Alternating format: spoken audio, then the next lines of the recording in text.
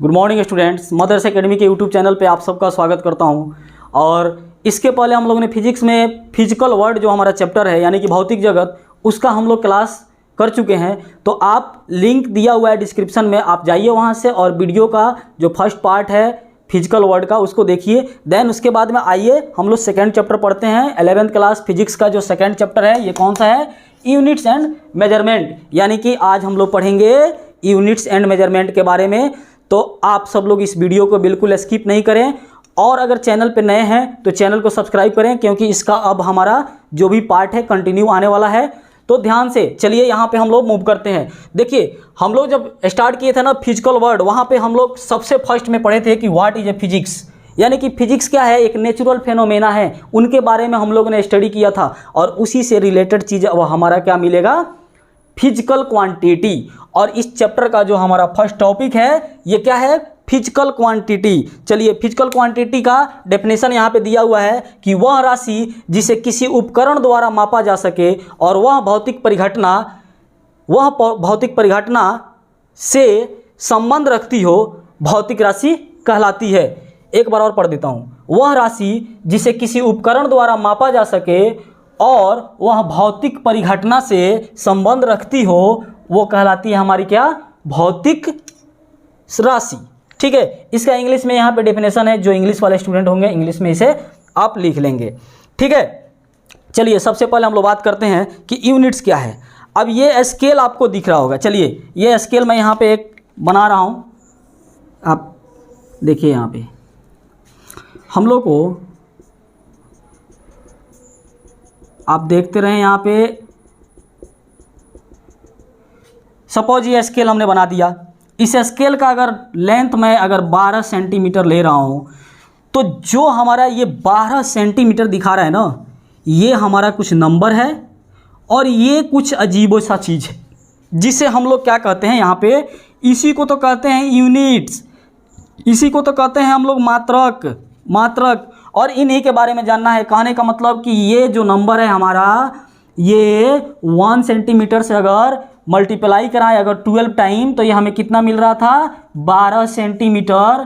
तो इसका मतलब ये हो गया कि इस चैप्टर का जो बेस है ये हमारा है कि किसी भी नंबर के आगे अगर कोई यूनिट्स या जो भी चीज़ लग रहा है, जैसे कि यूनिट्स में हमारा सेंटीमीटर, मीटर, टेम्परेचर का यूनिट केल्विन हो जाता है, उसके बाद में टाइम का यूनिट सेकेंड, यानी कि जो भी चीज़ें हमारा आगे लगने वाला है, किसी भी नंबर के आगे जो भी हमारा यूनिट लगेगा, जो भी यहाँ पे साइन लगेगा, उसको हम लोग क्या कहते हैं? यूनिट्स। यानी कि हिंदी में उसे कहेंगे मात्रक, जिसको मैं यहाँ पे एग्जाम्पल के तौर पे दिखा दिया हूँ। देखिए, लेंथ का, फिर mass, force, temperature, speed, time etcetera, बहुत सारा चीज़ होगा इसमें। फिजिकल क्वांटिटी में बहुत सारा चीज़ हो जाएगा। उसके बाद में अगर बात करते हैं यहाँ पे कि भौतिक राशि क्या है, तो भौतिक राशि देखिए मैं यहाँ पे हिंदी में भी लिखा हूँ कि संख्या इंटू मात्रक, संख्या इंटू मात्रक। यहाँ पे मिस नहीं करेंगे, यहाँ पे ध्यान दीजिए। संख्या इंटू मात्रक का मतलब हो गया कि कोई एक ये संख्या हो गया, सपोज हमने ले लिया 10, और यहाँ पे मात्रक हमारे पास जो है यानी कि जो यूनिट है अगर हमारा मीटर में आए। चलिए, मैं आपसे एक क्वेश्चन कर रहा हूँ। अगर आप दुकानदार के पास जा रहे हैं कोई सामान खरीदने, सपोज अगर कोई द्रव्यमान वाला सामान लेना है, मास वाला, तो मास वाले सामान के लिए यूनिट आप क्या लगाएंगे? मास वाले सामान के लिए द्रव्यमान वाले जो सामान है, यानी कि जैसे कि शुगर, चीनी या आटा लेना है, चावल लेना है, तो उसके लिए आप दुकानदार के पास जाकर तो ये नहीं कहते हो ना, भैया हमको चावल चाहिए, कितना? तो 10। तो वो 10 क्या देगा? 10 ग्राम देगा? 10 सेंटीमीटर? 10 किलोमीटर? नहीं, उसको क्या देना है? 10 केजी। यानी कि आप द्रव्यमान वाला यूनिट जब लगाएंगे तभी दुकानदार समझ पाएगा। अगर मान लो कि हम आपसे पूछ रहे हैं कि बेटा आपका हाइट कितना है, तो आप अपना हाइट कैसे बताओगे? बोलोगे कि 10, तो क्या 10 सेंटीमीटर? 10 सेंटीमीटर, लो इतना ही हाइट है। 10 mm, इतना ही हाइट है? नहीं ना। तो ये हमारा हाइट नहीं हो सकता है। इस वजह से हम लोग का क्या, एक ऐसा वैल्यू, ऐसा हम लोग चीज़ उसमें, यानी कि कोई भी संख्या हो, यानी कि हमारा जो हाइट अगर मेजर करना है, तो जैसे अगर मैं बोल रहा हूँ कि 5'7" मेरा हाइट है, तो 5'7" क्या है? 5 फुट 7 इंच। यानी कि जब तक हम मात्रक नहीं लगाएंगे हम अपने आप को मेजर नहीं कर पाएंगे। अगर किसी से बोल रहे हैं कि मेरा हाइट 5.67 है, तो कोई सामने वाला बंदा आपको ये नहीं कहेगा कि आप 5'7" कितना है, 5'7" मतलब कि फीट में है कि मीटर में है कि क्या है। अगर वो नहीं पढ़ा लिखा है वो आपको कैसे जज कर पाएगा।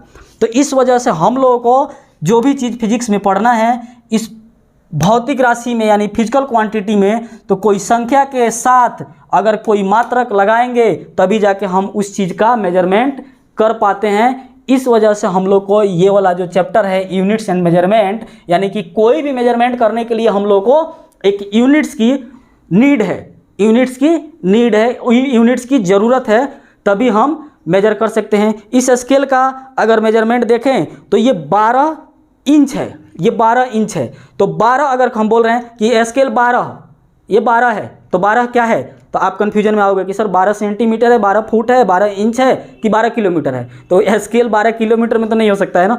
तो हम लोग को एक जो मेजरमेंट का ज़रूरत है वो क्या है, यूनिट्स। तो इसी वजह से ये दोनों चीज़ रिलेट करके हम लोग इसमें जानेंगे। तो चलिए मैं आपको जितना भी चीज़ समझाया हूँ, भौतिक राशि यानी कि फिजिकल क्वांटिटी क्या है, इसका डेफिनेशन आपको समझ में आ गया होगा। अब बात करते हैं मापन का, यानी कि मेजरमेंट क्या होगा। तो मापन वह प्रक्रिया है जिसमें यह पता करते हैं कि कोई दी हुई राशि किसी मानक राशि से कितना गुना है। यानी कि सेम बात यहाँ पे आ गया। अगर मेजरमेंट का बात करें तो ये हमारे पास n जो है मेजरमेंट का काम कर रहा है, और इनके साथ जो हम लोग कोई भी दी हुई राशि को जब हम लोग क्या कर रहे हैं, इनके साथ ऐड कर रहे हैं, तो पता चलता है कि ये कितना गुना है। सपोज यहाँ पे देखिए ये 10 क्या है, इसको हम लोग को कोई ना कोई यूनिट देना पड़ेगा। यानी कि ये मेजरमेंट हो गया, तो इन मेजरमेंट के साथ में अगर हम 10 गुने 1 मीटर अगर लगा दें तो हमारे साथ मिल जाएगा क्या, 10 मीटर मिल जाएगा। ठीक है। या अगर हम लोग टाइम में चलें तो 10 गुने 1 सेकेंड, यानी कि ये 10 सेकेंड हो जाएगा। वैसा ही टेम्परेचर के साथ, वैसा ही हम लोग मास के साथ, लेंथ के साथ, यानी जो भी चीज़ आपका मेजरमेंट वाला चीज़ है उसके साथ हम लोग को यूनिट्स का नीड होता है। तो इस वजह से ये जो हमारा डेफिनेशन यहाँ पे है कि मेजरमेंट क्या होगा, तो कह रहा है कि मेजरमेंट मापन वह प्रक्रिया है जिसमें यह पता करते हैं कि कोई दी हुई राशि किसी मानक राशि से कितने गुना है। ठीक है, आपको ये समझ में आ गया होगा। देन उसके बाद हम इंग्लिश में भी इसका भी डेफिनेशन लिखे हुए हैं, इसका भी डेफिनेशन लिखे हैं। तो चलिए इसको आप नोट डाउन करें या स्क्रीनशॉट ले लें। इसके आगे हम लोग देखते हैं कि आगे वाला जो टॉपिक है वो क्या है, उसको पढ़ते हैं। सबसे पहले इसको आप फटाफट लिखिए। चलिए अब जो हमारा नेक्स्ट है ये है मात्रक यानी कि यूनिट। अभी हम लोगों ने देखा फिजिकल क्वांटिटी, उसके बाद में हमारा क्या था, मेजरमेंट, एंड नेक्स्ट क्या है हमारा मात्रक यानी कि यूनिट। तो मात्रा का डेफिनेशन यहाँ पे लिखा हुआ है कि वह मानक जिसका उपयोग किसी भौतिक राशि की तुलना यानी कि मापन में किया जाता है मात्रक कहलाता है। इससे आप समझिए कि वह मानक जिसका उपयोग किसी भौतिक राशि की तुलना यानी कि मापन में किया जाता है वो मात्रक हमारा कहलाता है। सेम चीज़ जैसे कि हमने वहाँ पे एक स्केल डिराइव करके आपको दिखाया था ना, ये कुछ यहाँ पे वैल्यू था, जैसे कि ये 10 सेंटीमीटर मान लीजिए। तो 10 सेंटीमीटर के लिए हमारे पास क्या था, कोई एक नंबर था, कोई संख्या था। इनको मेजर करने के लिए क्या करना पड़ा, हमें एक मात्रा की आवश्यकता पड़ी ना, जैसे कि इंटू 1 सेंटीमीटर अगर कर दें तो हमारे पास क्या मिल जाएगा, 10 सेंटीमीटर। यानी कि इसका खास ज़रूरत है। अगर ये नहीं रहता तो हम लोग इस स्केल का मेजरमेंट एक्चुअल में नहीं बता पाते कि ये 10 सेंटीमीटर है, 10 मीटर है या 10 केजी है। तो स्केल 10 केजी में नहीं कर सकते हैं। ठीक है, वजन होता है, बट इसमें हम लोग स्केल से क्या करते हैं कि लंबाई को, लेंथ को मेजर करते हैं। ठीक है, चलिए अगर एग्जांपल का बात करें तो देखिए मीटर से हम लोग लेंथ, और केजी से मास का, और सेकेंड से टाइम, और मीटर की उसे वॉल्यूम का मेजरमेंट होता है। तो ये बेसिक चीज़ है, आप इसको पहले इसको देखते चलिए, लिखिए। देन उसके बाद हम लोग बात करेंगे, अब यहाँ से इम्पोर्टेंट चीज़ आता है कि मापन या मात्रक को 3 भागों में बांट दिया गया है। ये सबसे पहला जो है हमारा मूल मात्रक, यानी कि जिसे हम लोग इंग्लिश में कहते हैं फंडामेंटल यूनिट, और फंडामेंटल यूनिट, एंड सेकेंड जो हमारा है वो है डिराइव्ड यूनिट, जिसको कहते हैं व्युत्पन्न मात्रक, यानी कि इससे ये बनता है, ठीक है। और एक लास्ट में है पूरक मात्रक। पूरक मात्रक इसका यूज सब लोग नहीं करते हैं क्योंकि ये डायमेंशन लेस होता है। इन दोनों के पास अपना अपना डायमेंशन होता है, बट इसके पास ये डायमेंशन लेस होता है, ठीक है। इसका कोई भी यूनिट नहीं होता है, इस वजह से इसको खास करके नहीं बताया जाता है। बट मैं इसमें बता रहा हूँ, सब चीज़ बता दूंगा। चलिए इसका डेफिनेशन आप चाहेंगे तो एक लाइन में देख सकते हैं कि वे मात्रक जिन्हें किसी और मात्रक में व्यक्त नहीं किया जा सके, यानी कि ये जो फंडामेंटल यूनिट है ये कहता है कि वे मात्रक जिन्हें किसी और मात्रक में हम लोग व्यक्त नहीं कर सकते हैं वो कहलाता है हमारा मूल मात्रक। सॉरी, उसके बाद में अगर देखो इसमें क्या है ना कि 7 फंडामेंटल यूनिट है, ये 7 से ज़्यादा इसमें नहीं होता है, 7 फंडामेंटल यूनिट है। इसको मैं आगे अभी करा रहा हूँ नेक्स्ट स्लाइड में। और यहाँ पे जो सेकेंड है हमारा व्युत्पन्न मात्रक यानी कि डिराइव्ड यूनिट, ये क्या है कि वे राशियाँ जिन्हें किसी अन्य राशि के रूप में व्यक्त किया जा सके, इनको नहीं किया जा सके, इनको किया जा सके, उल्टा चीज़ है। यानी कि डिराइव्ड का मतलब ही हो गया कि ये इनसे बने होंगे, यहाँ से ये व्युत्पन्न यानी कि यहाँ से ये फंडामेंटल यूनिट से ये डिराइव्ड हो रहा है। इसमें का जो भी चीज़ होगा हम लोग इसमें यूज करेंगे।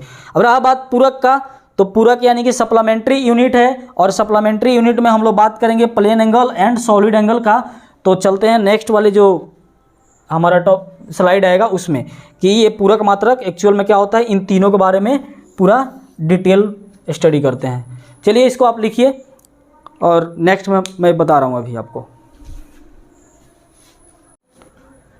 नेक्स्ट जो हमारा है ये फर्स्ट देखते हैं फंडामेंटल यूनिट्स कितने होते हैं। तो अभी हमने बताया था ना कि फंडामेंटल यूनिट्स कितने होते हैं, टोटल 7 होते हैं, ठीक है। तो फंडामेंटल यूनिट्स में देखते हैं कि क्वांटिटी जो होता है 1 2 3 4 5 6 7, उसका जो यूनिट है यहाँ लिखा हुआ है और सिंबल जो है यहाँ पे लिखा हुआ है।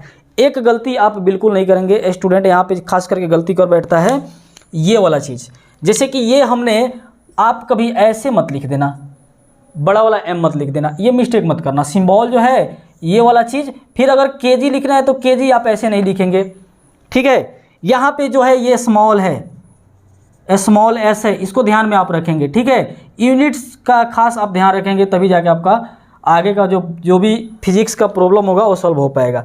एम्पियर तो ये कैपिटल में है, बट ये भी के है जो हमारा स्मॉल में है, ये CD है। और ये जो है इसका अमाउंट ऑफ सब्सटेंस यानी कि पदार्थ का जो ये मोल होता है, ठीक है। ये इसका जो हमारा यूनिट क्या होता है, मोल होता है, और सिंबल MOL होता है। इसको MOLE नहीं लिखेंगे, इसको मिस्टेक नहीं करना है, ठीक है। तो आप देख लीजिए लेंथ का मीटर, यूनिट क्या होता है मीटर, और इसका सिंबल M, मास का यूनिट किलोग्राम, और इसका सिंबल केजी होता है, टाइम का होता है सेकेंड यूनिट, इलेक्ट्रिक करंट का होता है एम्पियर, टेम्परेचर का क्या होता है केल्विन, अब वहाँ डिग्री सेल्सियस में मत घुस जाना अभी, ठीक है।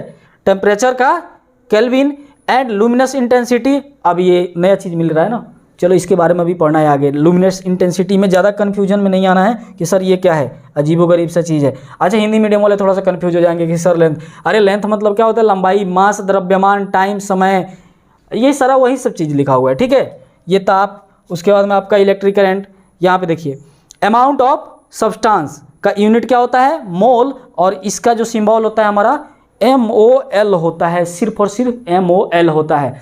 इसमें कन्फ्यूजन नहीं करना है, नहीं तो बेटा बहुत बड़ा प्रॉब्लम क्रिएट हो जाएगा, ठीक है। अब चलिए देखिए ये जो हमारा सेकेंड नंबर जो है डिराइव्ड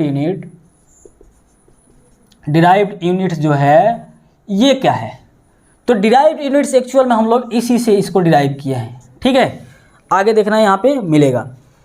यहाँ पे अगर बात करते हैं, देखिए वॉल्यूम का जो यूनिट होता है क्यूबिक होता है, और इसका जो सिंबल क्या होता है मीटर क्यूब। डेंसिटी का जो यूनिट होता है ये केजी पर क्यूबिक मीटर होता है, और इसका जो सिंबल होता है ये केजी पर मीटर क्यूब होता है। स्पीड का भी मीटर पर सेकेंड, और यूनिट क्या होता है मीटर पर सेकेंड, सॉरी यूनिट ये होता है, सिंबल इस तरह से होता है। न्यूटन का केजी इंटू मीटर पर सेकेंड स्क्वायर, और इसका न्यूटन होता है, सिंबल का न्यूटन का सिर्फ और सिर्फ कैपिटल N से, और ये एनर्जी का J से, और पास प्रेशर का PA से, ये जो है स्मॉल है ठीक है, ये PA स्मॉल है, ठीक है, इसको ध्यान रखेंगे।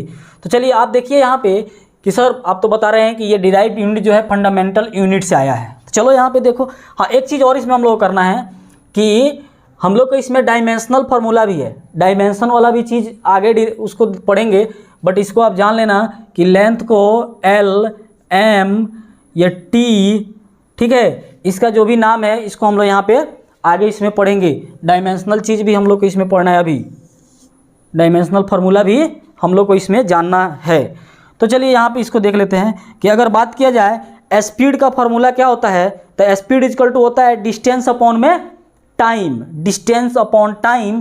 तो डिस्टेंस का आप क्या करेंगे, डिस्टेंस का मेजरमेंट मीटर और टाइम का सेकेंड, तो मीटर पर सेकेंड हो गया, मीटर पर सेकेंड, ये एक्चुअल में ऐसे लिखा हुआ है मीटर पर सेकेंड, ठीक है। नेक्स्ट कह रहा है कि फोर्स का अगर बात करें तो फोर्स क्या होता है, एक 9th या 10th में ये कोई बोलता था कि F equal to MA, F equal to MA, F equal to MA, यही मिल गया यहाँ पे, force equal to mass into acceleration, ठीक है।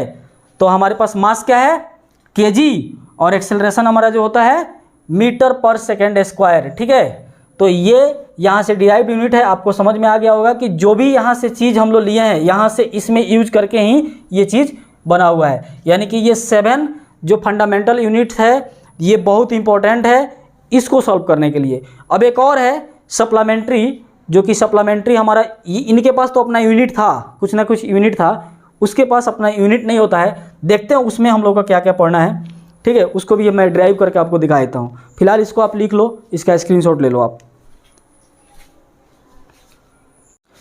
जो नेक्स्ट हमारा था सप्लीमेंट्री यूनिट 3rd नंबर,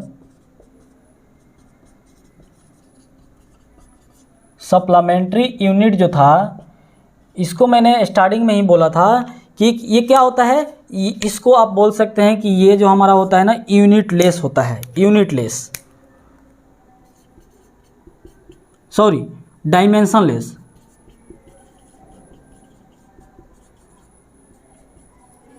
ये डायमेंशन लेस होता है, ठीक है। चलिए यहाँ पे आइए, इसमें सप्लीमेंट्री एंगल में हमारे पास है एक प्लेन एंगल और दूसरा क्या है सॉलिड एंगल, जो कि प्लेन एंगल का जो हमारा यूनिट दिखा रहा है क्या है रेडियन होता है, और इसका जो सिंबल होता है RAD, इसको मिस्टेक नहीं करेंगे आप। उसके बाद में सेकेंड नंबर जो हमारा है सॉलिड एंगल, जिसका जो यूनिट है एस्ट्रेडियन बोलते हैं इसको, एस्ट्रेडियन, और SR से इसको हम लोग क्या करते हैं डिनोट करते हैं। इसका सिंबल का मतलब इसका डिनोशन जो है ये क्या है SR है और इसका RAD है। अब बात करते हैं कि एक्चुअल में प्लेन एंगल होता क्या है। तो प्लेन एंगल अगर बात करें तो देखिए, तो यहाँ से कोई अगर ये लाइन मैं खींच दूँ और इसके बीच का बात करूँ, यानी कि किसी भी दो लाइन के बीच का, देखो एक्चुअल में क्या है कि प्लेन एंगल हम लोग 2D में मेजर करते हैं, ये क्या है हमारा 2D है, ठीक है, 2D में हम लोग प्लेन एंगल को मेजर करते हैं। और जब हमारा आएगा बात सॉलिड एंगल का तो इसे हम लोग करेंगे 3D में मेजर। तो चलिए समझते हैं कि 2D और 3D है क्या।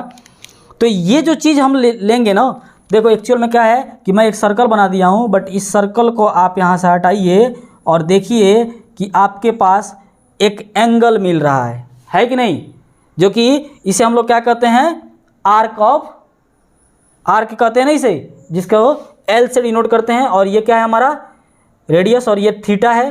तो ये फार्मूला आपने पढ़ा था 9th 10th में कि थीटा इजकल टू चाप बाई त्रिज्या, और जिसका क्या होता है यूनिट रेडियन होता है, जिसे हम लोग चाहें तो theta equal to L by R, यानी कि आर्क को हम लोग L से क्या किए थे डिनोट किए थे। तो L बाई R, अगर यहाँ से अगर कोई बोल रहा है कि आप L निकालो तो L आप निकाल लेंगे, L equal to R theta होता है, ठीक है। इसको भी बना ही देते हैं, कन्फ्यूजन हो जाएगा, ये क्या है सर, यही है सर, ठीक है। एक सर्कल से निकला हुआ कोई एक आप एंगल को लेकर मेजर किए हैं। देन उसके बाद अगर बात करते हैं कि रेडियन, अगर पूछा जाए आपसे कि रेडियन निकालना है, तो रेडियन का फॉर्मूला ये होता है कि π/180 डिग्री, और जो आपके पास डिग्री दिया रहेगा उससे आप क्या करेंगे मल्टीप्लाई कराएंगे, आपका रेडियन फाइंड हो जाएगा। उसको हम लोग क्वेश्चन में करेंगे और मैथमेटिक्स में भी पढ़ना है, सब चीज़ यहीं पढ़ोगे तो फिर मैथ में क्या पढ़ाऊँगा। यहाँ पे आइए, सॉलिड एंगल देखते हैं तो सॉलिड एंगल जो हमारा होता है ये 3D व्यू होता है एक्चुअल में। अब इसका बात करें तो हमने तो सिंपल सा बता दिया कि प्लेन एंगल भैया ये हो गया प्लेन एंगल, है ना। इसका यूनिट आप, इसका जो थीटा है आप फाइंड कर सकते हैं, यहाँ से इसका थीटा हम फाइंड कर सकते हैं। बट अब बात आती है कि सर ये क्या है सॉलिड एंगल। तो सॉलिड एंगल ये है कि हम लोग यूज करते हैं, एग्जांपल में क्या ले सकते हैं, हाँ वो जो बर्थडे वाला टोपी यूज करते हैं, या जब आप तरबूजा खाने जाते हो ना, तरबूजा लालमी, ठीक है, जब हम लोग जाते हैं तरबूज खाने तो इस तरबूज को जो बेचने वाला होता है ना तो क्या करता है उसको देखना, अच्छे से ध्यान देना, बोलेगा, आप बोलोगे कि ये मीठा है कि नहीं कोई गारंटी नहीं है, आप बोलते हो ना, तो क्या करता है वो यहाँ से अपने चाकू से कुछ ऐसा या फिर कुछ ऐसा वो काट कर देता है, यहाँ से कुछ ऐसे काटेगा तो देखना यहाँ 3D व्यू बनता है कि नहीं बनता है, वो बनता है। अगर आप बर्थडे वाला जो हमारा टोपी होता है उसको देखें, या जो हमारा आइसक्रीम होता है वो एक केन आता है ना वो वाला देखेंगे उसको देखिए, या फिर ये जो हमारा तरबूज है, तरबूज को देखो, और जब तरबूज वाला काट के टेस्ट तुमको कराता है ना तो वहाँ पे देखना कि वो कुछ 3D व्यू में अंदर से निकलता है। तो इसको अभी तो हम दिखा नहीं सकते हैं, बट आप समझ लो कि हाँ ये कुछ तरबूजा टाइप का है ऐसे, ठीक है। और यहाँ से मैं एक दुकानदार हूँ तरबूज वाला, और यहाँ से आपको मैं काट कर निकाल रहा हूँ, तो जब ये काट कर निकालूंगा तो कुछ ये डैश डैश डैश यहाँ से आगे ये घसक के कुछ निकल जाएगा, आप समझ लो इसको, ठीक है। यानी कि ये एक्चुअल में वहाँ से बाहर आया है। तो इसमें क्या होता है ना कि हम लोग ये जो है यहाँ से ये 3D को, 3D जो यहाँ पे आपको दिख रहा है, यानी कि 3 एरिया जो यहाँ पे आपको शो करता है ना, यहाँ पे हम लोग क्या करते हैं इसी थीटा को मेजर करने का कोशिश करते हैं सॉलिड एंगल में। तो अगर बात करते हैं कि थीटा इक्वल टू सर क्या होगा, तो एरिया यानी कि क्षेत्रफल बटा में रेडियस का स्क्वायर हो जाएगा, जिसे हम लोग A/r² शॉर्टकट में लिख चुके हैं, ठीक है। और एक्चुअल में देखना ये क्या है कि ये थीटा नहीं है, ये थीटा नहीं है, ठीक है, ये क्या है DA है, DA यानी कि डिफरेंशिएशन ऑफ एरिया है, डिफरेंशिएशन ऑफ एरिया, जो कि इसे मैथ में आपको पढ़ना है, ठीक है, मैथमेटिक्स में। तो इसका जो भी चीज़ है हम लोग आगे पढ़ेंगे, यहाँ पे ज़्यादा टेंशन पालने की ज़रूरत नहीं है। तो अगर बात करते हैं प्लेन एंगल का जो यूनिट था ये क्या था, रेडियन था। अगर सॉलिड एंगल के रेडियन का बात करें तो ये क्या है हमारे पास, एस्ट्रेडियन, ठीक है। ये चीज़ आपको समझ में आ गया ना कि ये 2D जो हमारा प्लेन एंगल है ये 2D होता है और ये 3D होता है, और ये जो भी चीज़ होता है ये डायमेंशन लेस होता है। और एक्चुअल में एक और बात यहाँ पे आ सकता है कि जो सर सप्लीमेंट्री एंगल है इसकी ज़रूरत क्यों पड़ी, सप्लीमेंट्री एंगल की ज़रूरत अलग करने की मैंने क्या ज़रूरत थी, तो भाई ज़रूरत थी, देखो ये एक्चुअल में क्या है ना कि हमारा फंडामेंटल यूनिट ही है, ठीक है। इसको अलग कर दिया गया क्योंकि ये जो दो चीज़ है, ये प्लेन एंगल और सॉलिड एंगल, इनके पास कोई डायमेंशन नहीं होता है, इसलिए इनको अलग एक दूसरे पार्ट में रखा गया है। इसीलिए हम लोग कहते हैं कि एक तो हम फंडामेंटल एंड एक डिराइव्ड यूनिट के बारे में ही खास करके पढ़ते हैं, इसके बारे में नहीं पढ़ते, बट इसके बारे में मैं ये सारा डिटेल यहाँ पे दे चुका हूँ, आप देख लेना, ठीक है। एक और चीज़ छोटा सा आएगा इसमें कि मेजरमेंट ऑफ एंगल, एंगल को मेजरमेंट करने के लिए कुछ तरीके होते हैं, जैसे कि डिग्री ऑफ आर्क का अगर बात करें, डिग्री मिनट ऑफ आर्क का बात करें, सेकेंड ऑफ आर्क का बात करें, तो देखिए ये जो 1 डिग्री इक्वल टू मैं लिखा हूँ ना, ये क्या है, 1 डिग्री इक्वल टू 60 सेकेंड है, 60 सेकेंड है। इसको आपको बताना है, ये आपके लिए मैं लिखा हूँ, ये क्या है, एक मिनट इक्वल टू 60 सेकेंड। अब तो समझ में आ गया होगा ना, 1 मिनट बराबर 60 सेकेंड होता है, तो 1 डिग्री बराबर 60 मिनट होता है, ठीक है। इसमें आपको कन्फ्यूजन नहीं होना है। इस चैप्टर में अभी हम लोग को बहुत सारा चीज़ पढ़ना है, इसी में अभी हम लोग को पढ़ना है कि MKS, उसके बाद में FPS, उसके बाद में हमारा है CGS, एंड हमारा जो अभी चल रहा है, जो अभी ट्रेंडिंग में है, इंटरनेशनल यूनिट जो हमारा है, कौन सा है, SI यूनिट, इंटरनेशनल सिस्टम उसको बोलते हैं, इंटरनेशनल सिस्टम, ठीक है। तो SI unit and CGS unit, FPS unit and MKS unit के बारे में अब हम लोग नेक्स्ट क्लास में डिस्कशन करेंगे, क्योंकि ये वीडियो ज़्यादा लंबा हो जाएगा तो फिर आप पूरा का पूरा देख नहीं पाओगे, स्किप करके छोड़ दोगे, आधा चीज़ समझ में आएगा, आधा नहीं समझ में आएगा। तो आज मैं इस क्लास में जितना भी चीज़ बताया हूँ इसको आप अच्छे से रिवाइज करेंगे और नेक्स्ट क्लास में हम लोग इसके आगे बात करते हैं। जो भी जितना भी टॉपिक आएगा इसमें थोड़ा सा टाइम लगेगा, 4-5 वॉल्यूम इसका बनेगा, ठीक है। तो घबराने की ज़रूरत नहीं है कि सर सेकेंड चैप्टर के लिए इतना बड़ा इतना लंबा सा आप क्यों कर दिए। तो क्या है ना कि डिटेल में जब स्टडी करेंगे ना तो हर चीज़ आपको बताते चलेंगे, तो थोड़ा सा टाइम तो लगेगा, आपको टाइम देना पड़ेगा, ठीक है। तो चलिए आज का क्लास हम लोग यहीं पे समाप्त करते हैं, फिर मिलते हैं नेक्स्ट वीडियो में अगले पार्ट के साथ। लेकिन आपसे रिक्वेस्ट है कि इस चैनल को आप सब्सक्राइब करें, मदर्स एकेडमी को। मदर्स एकेडमी का जो एप्लीकेशन है उसे जाकर आप प्ले स्टोर से डाउनलोड करें एंड इस वीडियो को ज़्यादा से ज़्यादा शेयर करिए, ताकि जो भी 11th में पढ़ने वाले स्टूडेंट हैं उनके लिए हिंदी मीडियम वाले हैं या इंग्लिश मीडियम वाले, सभी बच्चों के लिए ये कारगर है, ठीक है। तब तक के लिए मिलते हैं हम लोग नेक्स्ट वीडियो में, तब तक के लिए जय हिंद।